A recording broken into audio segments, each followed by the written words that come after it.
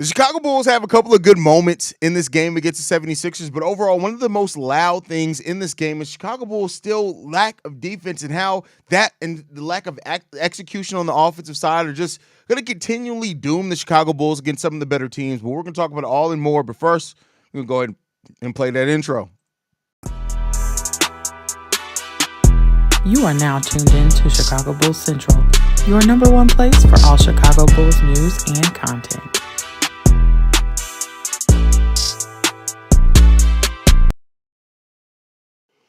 What's going on, Bulls fans? Welcome to another episode of Chicago Bulls Central, your number one spot for everything Chicago Bulls related. I'm the host here, Haize, but more importantly, you guys can follow the channel at Bulls Central Pod on every social media platform we happen to be on. With that said, let's go ahead and get into this content today. And this was the Bulls lose 108-100. I know that the final score is close, but it's a lot closer than this game felt throughout most of it. The Bulls had a really good first quarter in this game, and I got to give them credit for that. They ended up winning the first quarter by 33 points. They lost the second quarter by almost 20 points when it came down to it. And so, they did lose by 22 points in that second quarter. Then they had a little run in that third quarter where they won that by 3 points, and it felt like the Bulls were going to be able to get back into this game.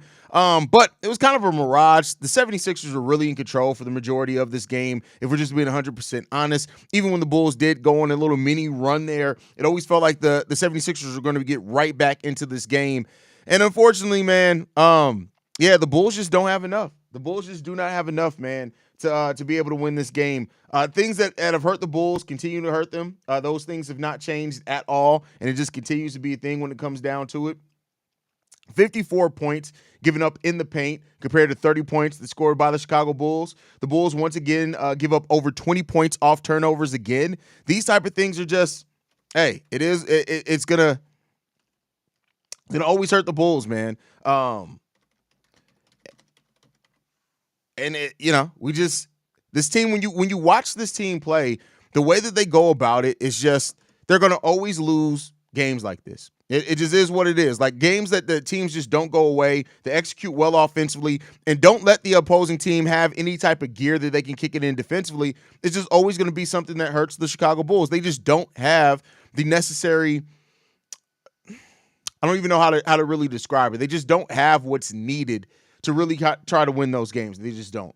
So they got to, we don't have the personnel defensively to really change them there. I see people saying, like, we got to come up with a different scheme. We just don't have it. Like, when the Bulls went on that run, it was because of how well we were executing offensively, and especially how much, like, Jalen Smith and that run that Jalen Smith went on there briefly for a minute really helped this team as well. He ended up scoring 11 points in this game. But, the Bulls just, you shoot 40% from the field. They shot 35% from three. The Bulls don't have the defense while they could win with shooting like that. They just don't. Now, this game was close because the 76ers shot bad in the second half too. They ended up shooting 46% and 25% overall in this game. But when the Bulls if the Bulls aren't shooting at least, and I mean at the very minimum, 38% from three, we're not going to really be in games. We're just not really going to be in games. Now, the Bulls took 54 three-pointers in this game, and you live and you die by the three. You live and you die by the three, and that's the unfortunate part of all of this. You got out-coached here. You need to be better in your execution, and as long as the Chicago Bulls don't have that and they have no type of defensive gear that they can really kick it in, it's going to be hard for them to win basketball games. It just is. And this is just a reminder, like, we have now lost two of the more disappointing teams so far this season. The Indiana Pacers and the Philadelphia 76ers, they have been really disappointing where they were last season. Really disappointing. And they both got major wins against the Chicago Bulls. And both two players as well, when you look at Tyrese Halliburton, who's been off this season, and then Joel Embiid, who's looked like garbage for the most part this season, both get back games in a way against the Chicago Bulls. Like, it's unfortunate, man. It's really unfortunate when it comes down to it. And that's just where this Bulls team is, man. It's just where we are. And it's probably not going to change anytime soon.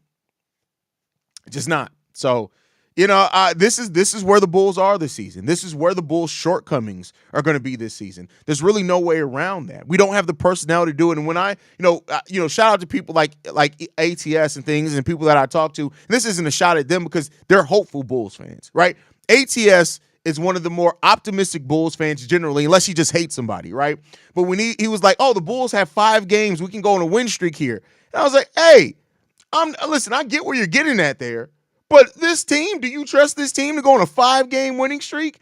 We just don't have that. Like, as long as the Bulls defense is as bad as what it is, it doesn't matter how, like, again, it goes to margin of error, right? Like, your offense can be great, but when your defense is so piss poor and you don't have a half-court offense, you're not going to win a lot of basketball games. You know, and this isn't ATS, but a lot of people go towards the Pacers last year. They're like, well, look what the Pacers, look at their win record, and they were a great offense and a terrible defense. They weren't just a great offense. They were the best offense in the league, and that's from top to bottom. The Bulls have really good numbers, but if you watch the Chicago Bulls team against some of the other best, the good offenses in the league, you'll see that even then there's a night and day difference because those teams have a half-court offense. The Bulls have no semblance of a successful half-court offense. They just don't. And as long as that's the case, they're just going to continue be getting caught behind the 8 ball. Man, what happened to Coby White? In our last 2 losses, he's been awful in shooting and decision-making. I mean, listen, Coby White is a very inconsistent player. Look at the stretch last year. What it was like an 8 or 9 game stretch where he just couldn't, like, listen, this is Coby. This is the Coby White experience. Losing patience with Coby and being a starter and being inconsistent. Listen, the problem is there's nobody in the starting lineup who's not like this. It's about to start being another thing, and I could feel the shift that people are about to start blaming Coby White for what it is. Going to shift from it. Listen, it's gone from Vooch to P. Will to Giddey to Coby. Then it's probably going to go back to P. Will once P. Will comes back. Stop trying to blame. And I'm not saying you are, Melvin, but I see so many Bulls fans trying to blame shit on just Coby White. I'm sorry, I hate to tell you. Yes, Coby White was not good today, but this isn't a problem with just Coby White. It isn't. This is not just a Coby. And see, there goes Trevon. Coby needs to be traded. No, he needs to be on a team that is better suited to actual winning. It just isn't. This isn't just a Coby White thing. I thought points off turnovers are some of the easiest points you can score because it seems to me like these motherfuckers don't know how to do it at all. Billy had Zach on the bench for too long during this game, especially when the 76ers big 3 were on the court. I get it. I get what you're saying, but listen, Zach LaVine had 31 points? 30 points. You got to sit your players. You got to rest them at some point. Zach LaVine wasn't going to score 50 points in this game, and even if he did, the Bulls still weren't going to win. You got to have more than that. So I get what you're saying, and you're right. I'm not saying that Zach shouldn't have come back off the bench sooner, but it wasn't really going to change much. Kobe's done, bro. I don't know what happened, but I'm starting to lose. You shouldn't. Like, Kobe's gone through worse stretches than this longer. You just shouldn't. Stop. We got to stop being so reactionary. And I'm not saying don't comment and don't hold Coby White accountable. Coby White needs to be better. There's no doubts about that. But it's not going to all of us, Coby White being on the team, not being on the team and trading him is not going to make, again, this team is not built for winning. And I think everybody needs to get and understand this point. This team is not built for winning on a massive scale. They're not. And the Bulls' point differential is going to go right back in the toilet after this game. Awfully coached night by Billy yet again, however. That's a bigger issue. What the hell is going on with us going to Nikola Vucevic? Because it seems like he was non-factor. Because this is not the game where Vuce is going to be a big factor.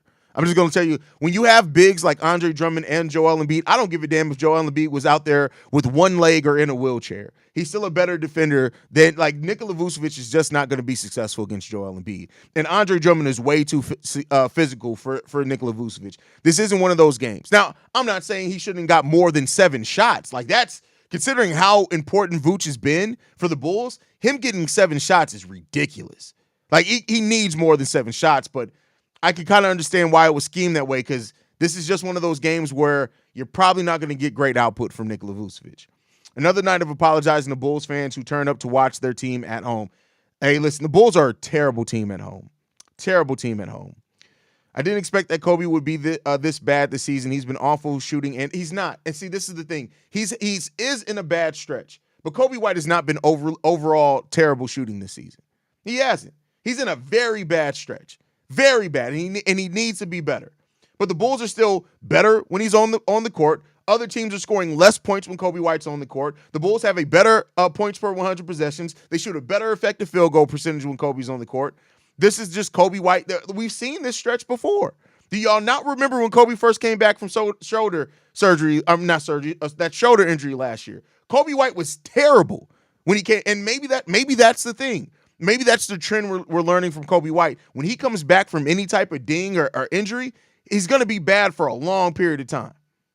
I'm going to go back and look. So we had 1, 2, 3, 4, 5, 6, 7, 8, 9, 10, 11. We had 11 straight games of Coby White shooting 33% or below last season. That's what I'm saying. This isn't the worst that we've seen Coby. Now, again, that's not to say it's not bad. He needs to be better. This is not excusing him saying, well, he's done it before. Let's not complain about it now. But let's not act like it's the end of the world. Coby White's gone through worse stretches than this. Way worse stretches than this. And for one, we've seen Coby White come out of it and played much better. So I'm going to give him the benefit of the doubt for now. Now, we get 8, 10, 11 games into a stretch like that. All right, cool. But I'm not going to lose faith quite yet. I'm just not. But I understand why everybody's upset by it. Coby White, again, he needs to be better. I'm not saying he doesn't need to be better. He needs to be way fucking better. Way better. But we've seen this before from Coby. This is Coby doing what we've seen from Coby before. We had a great opportunity to get above 500. Instead, now we're 5 games under. Zach and Vooch are wasting their talent here in Chicago because the front office hasn't put them in a position to succeed. Well, I mean, yeah, but you got to also look at where their place is and where the Bulls have been the last few years as well. Let's not act like they haven't had a place in where the Bulls are as well. Because if Zach had been more healthy, if he had been better at times, if Vooch had been better over the last few years, then maybe more people would have wanted to come to Chicago. They haven't been. And that's why the Bulls are also looking to move on from him. I just see a lot of low IQ plays this game because it's like we were forced turnovers, but we weren't scoring off the. You know what? Let's take a look at that. We can take a look at the forced turnovers. Give me 1 second. Let's take a look at the first forced turnovers versus non-forced turnovers, because that's a great important stat to look at, Shay. Great call out there, Shay. Let's take a look at it. Let's go to Chicago. Let's go to passing. Go to Chicago again. All right. So the Chicago Bulls had 29 assists. Off those 29 assists, they had 74 points that were created. Only 5 turnovers were bad passes. So you're right, Shay. Great call out, Shay. They had 15 turnovers. Is that right? Hold on. Sometimes this passing chart, they categorize turnovers as different. Yeah, 15 turnovers. So out of the 15 turnovers that we had today, 5 of those were bad passes. So 12 of those were forced turnovers. 12 forced turnovers today. That's crazy. That's crazy. I swear if we played just a little bit of defense, we would win a little more. But Robert, I know you're not the actual Robert Williams, but I agree with you.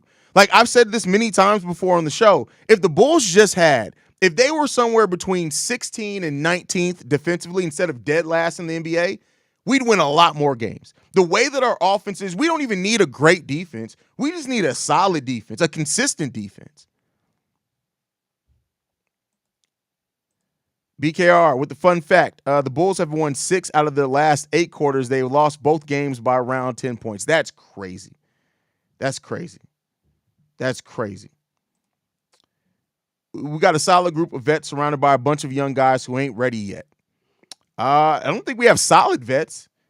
We got Coby. I mean, not Coby. Coby. See, that's the thing. Coby's considered a vet. Coby's in what? His 6th year in the NBA? He's a vet. I don't care what the age tells you. He's a veteran. So, of course, you got Zach Vooch, THT, another young vet. Coby's a vet at this point. Isles in his, 4th year? I can see if you don't want to categorize him as a vet yet. Cool. Right? Josh Giddey's a 4-year pro. So, I get it. We got young guys, but you can still be young and a vet. I don't care what nobody is. If you're at your job 6 years, you're a veteran. Coby's a vet. He's a young vet, but he's a vet. One of the things that makes this modern style offense look much better than other teams is the fact that they know how to mix it up. The modern style, not this, the modern style. Well, they know how to play in the half court. We don't play in the half court at all. We're terrible in the half court. They got to get Coby to stop seeking out the three-point line on fast breaks. It's insane how many turnover and missed threes there have been because his bad decision-making on breaks. I mean, listen, I think that you're trying to narrow just in because, listen, on breaks, it's also up to the other players to create space. Coby technically had no turnovers this game. None. Not one of the turnovers came from Coby White this game. Coby White walked away from this game with 0 turnovers. So, again, Zach LaVine had 5. He had the most turnovers in this game. When you're in tandem, it's not just the person who passes the ball who's responsible for the turnover, right? It's how you move in that space. And when you barrel yourself into the lane, that's not only necessarily the person passing you. Now, you could say, let me not pass that ball, but you got to look at those things as well. Lexus Man says, peace, Brother Haize. I wanted to know how many paint points did the Bulls give up when Patrick Williams is in the game? I don't know any way to I don't think that's like a stat that's tracked. I'd have to go in game by game. And even then, I think the on-off numbers don't even like if you look at a player when they're on or off, it doesn't break it down per like how many points are scored in the paint.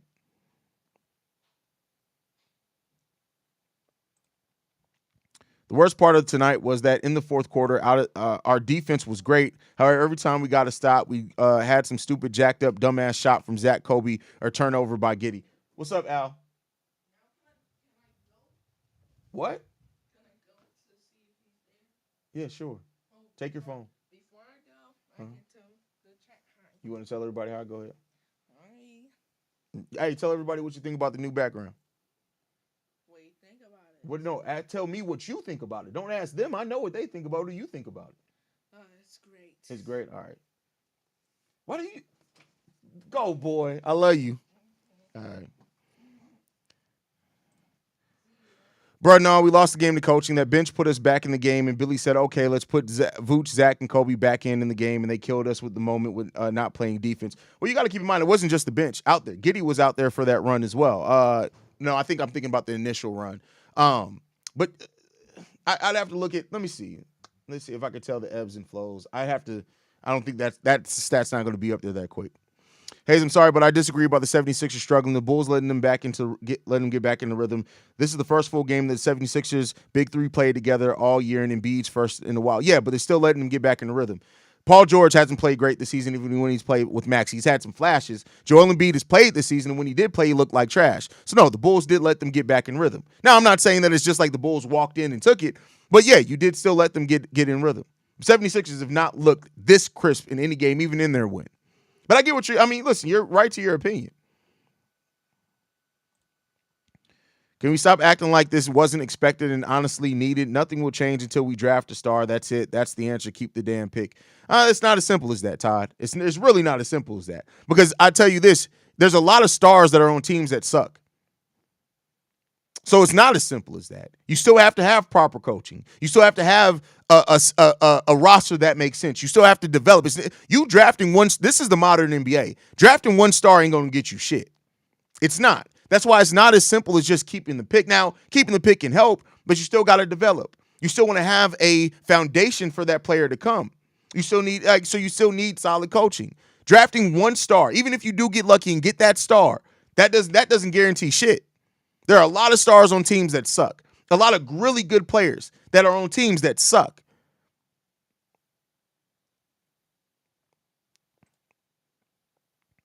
Need P. Will back or some other big. This is such a guard-heavy small team. We're going to be there. We're literally going to be there for a while. Jalen had a great game. That's 3 bad calls by refs on blocks. And Billy, I'm glad I challenged and he's won all 3. Refs need to give Jalen more benefit of a doubt like that Embiid flop. Listen, he needs to play. He just has to play more. He has to play more.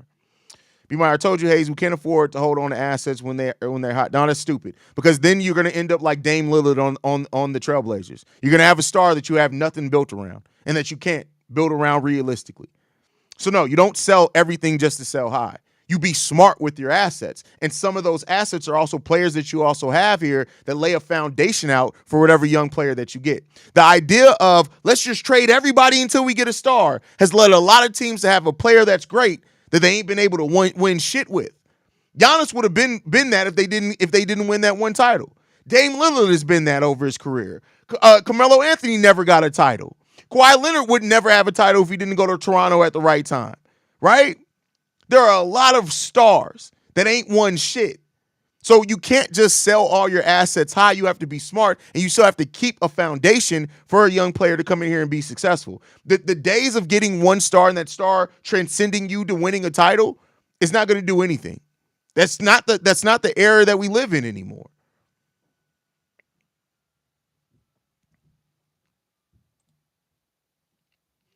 Zach still hasn't learned and will probably never learn that even if he's the hot hand in the fourth, stop jacking up random bullshit shots for the sake of it.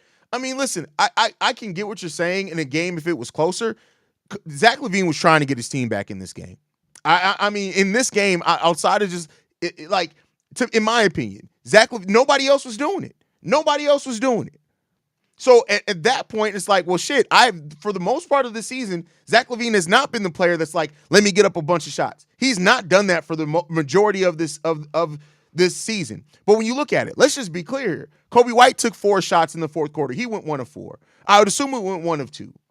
Nikola Vucevic went 1 of 2. Josh Giddey, 0 of 2. Modest, no shots, despite playing 10 minutes. Lonzo, 1 shot, 0 for 1. Jalen Smith, 1 for 2. So there are a bunch of players that played. Nobody else wanted it. Zach LaVine was the only one trying to do something, and he still scored 11 points in this quarter. If it wasn't for Zach LaVine trying to do something to put the team on his back this game, we would have lost this game by 12 points, 12, 18 points. But if I'm honest, I don't understand if this team being above 500 will work out without having a true superstar. I mean, it doesn't matter. Like, that's what I'm saying. Like, we look at that getting above 500, but can you stay above it? Can you stay above it? Right? That's the thing. Bro, we're not trying to put the blame on Coby. We hold player accountable, even Giddey Vooch. Are there you're typing too fast there, Melvin. Are there inconsistent players on the team? Yes, but we're not going to pretend it's not a problem. Yeah, but no, some people are blaming. I'm not saying you are, but some people are blaming it just on Coby. I've read some of their comments.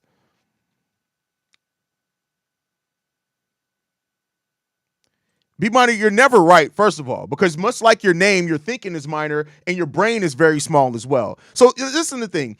You have to realize the difference between glaze and actual analysis. See, this is the problem when somebody just wants to be right and you come in here acting like a bitch, to be quite honest with you, or you want to come in here and try to say some things to benefit yourself. Stop trying to boost yourself. You have nothing, right? See, and this is the thing that people need to realize, that your opinion really means shit, because you're saying, oh, well, see, I said this. Get your ass out here and do a fucking podcast and put your thoughts on wax. I guarantee you're wrong more than you're right.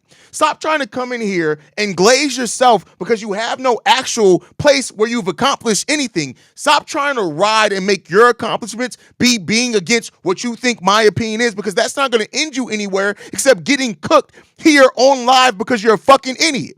Don't be a bitch and have a minor thinking, B minor. Don't do that, because then it's going to wind up with you being cooked. Now look at you. Now you're a victim, and you didn't even have to be a victim. But because you wanted to make yourself seem like somebody who was worth a damn, now you're a victim. Now the only thing that people are going to remember from this stream is you got fucking cooked. Now, what has that done for you? What's the lesson that we've all learned here? Don't be a bitch with little ass thinking like B minor. Don't do that, because then you can get cooked. Just stop being a fucking idiot. Just stop it. See, now I was sitting here talking about the team, and now you made yourself a victim because you just had to say something. See, there's a difference between having something to say and just having to say something. You don't actually have anything of note to say, so you just had to say something to try to make yourself feel better. It's not our fault that your girl is talking to people on Instagram and selling feet pics while you sitting there broke behind a goddamn iPhone 4 typing on YouTube. Get yourself together, bro. Get yourself together. Because your parents didn't raise you right, now I gotta cook you.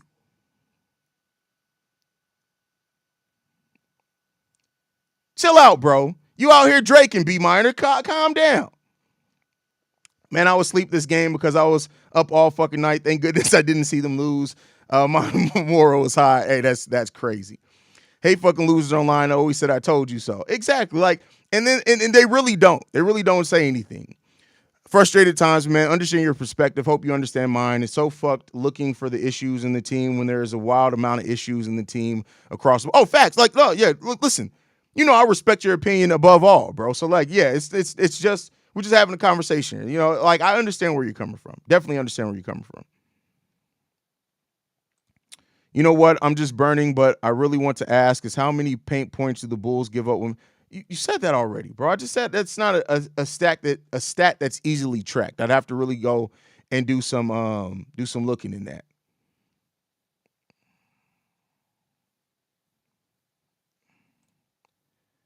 Is I got to give you credit. Giddey does play well with the bench players. Correct me if yeah. Oh, bro, like I went over it. I think in the pregame show, like Giddey's best lineups have been with the bench players so far. But I mean, and that's not to say that Giddey necessarily needs to be on the bench. It's just that we came into the season asking who's going to be the stagger guy, right? And I think that we're seeing right now, but it's difficult too. Like maybe the Bulls will have to do it to where when Lonzo's playing in games that Lonzo plays, maybe Coby can be the stagger guy. In games where Lonzo isn't playing, maybe that's where Josh Giddey needs to be that stagger guy with that bench unit. So hey, you're right. I tripped on that one. I did trip on that one. Kawhi did get a ring with the Spurs. I completely tripped on that. You're absolutely right. That was on me. That's on me. See, I can admit when I'm wrong. That's on me.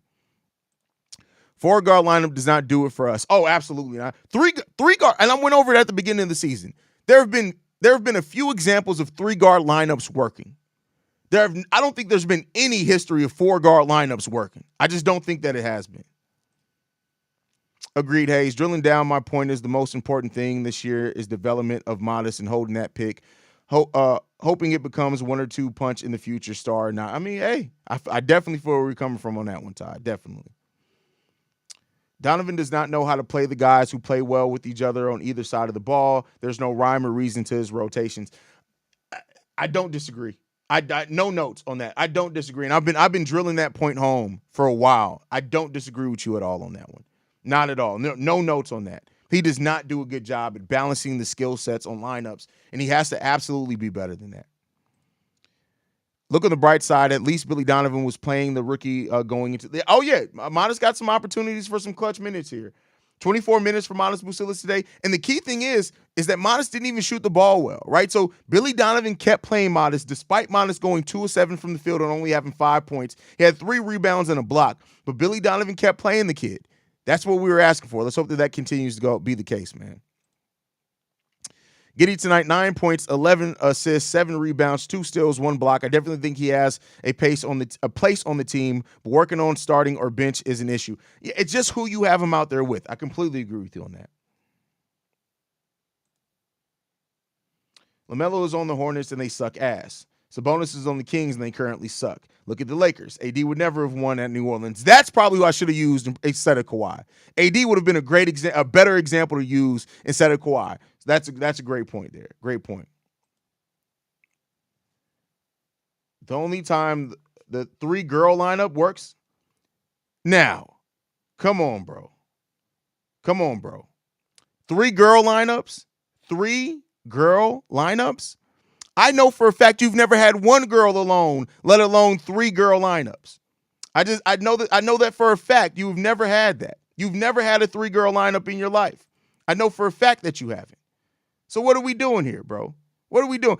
Like, Shay, you have never been left alone in a room with a girl, let alone a 3-girl lineup. Come on, Shay, get it. Stop lying, little bro. You ain't got to lie. You ain't got to lie. New studio is fire. Appreciate that, bro. Do you honestly see any coaching, bro? I don't see sets. No. Hey, that was my point on the daily episode today. Half-court offense comes down to coaching. Scheme, coaching, and execution of that scheme. That's why our offense, like, it's good, it looks fun, but when it's not working, we have nothing to default back to that's actually going to help anything. We just don't.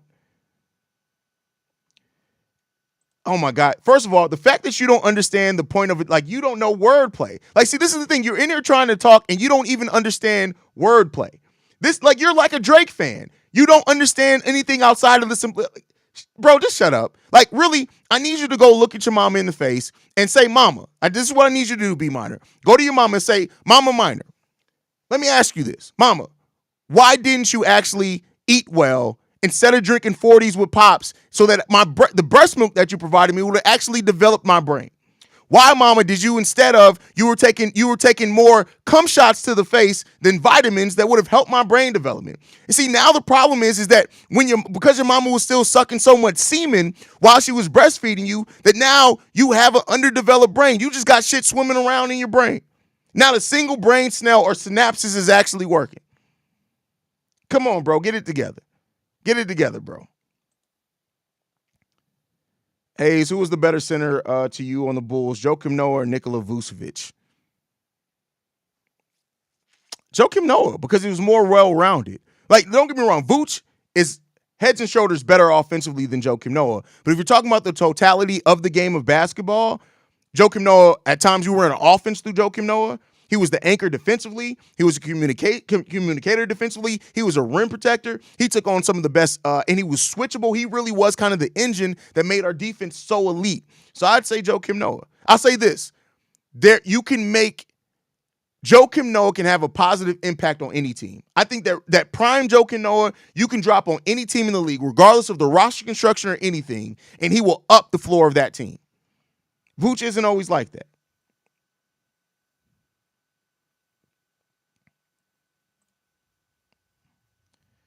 What I said I really was trying to say was the only 3-guard lineup works is you have big guards that can do. No, because there's been 3-guard. The Suns were in a 3-guard lineup of all small guards, and they actually were very successful. So it's not just you have to have big guards, but what you have on the rest of the roster is an important part of that.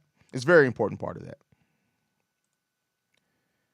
Do you think the Bulls should use a 2-man game with Vooch and Zach like the Nuggets do? I know they won't be as good, but they could work. In the half court, yes. Absolutely, in the half court, yes, you should be running a 2-man game. Absolutely, 100%, 100%. But all right, y'all, I got to get ready to go prepare for the Bears pregame show. Thank you guys for tuning in, man. Make sure you guys are following the show at Bull Central Pod. You can send us any feedback, questions, comments, concerns. BullCentralPod@gmail.com. Lastly, if you want to leave a text message and our voicemail for the mailbag, the number to do so, 773-270-2799. We're the number, there you go. The number one spot for everything Chicago Bulls related. Like I like to end every episode on. Love you guys. Go Bulls. See red, y'all. Peace. This has been a presentation of the Break Media.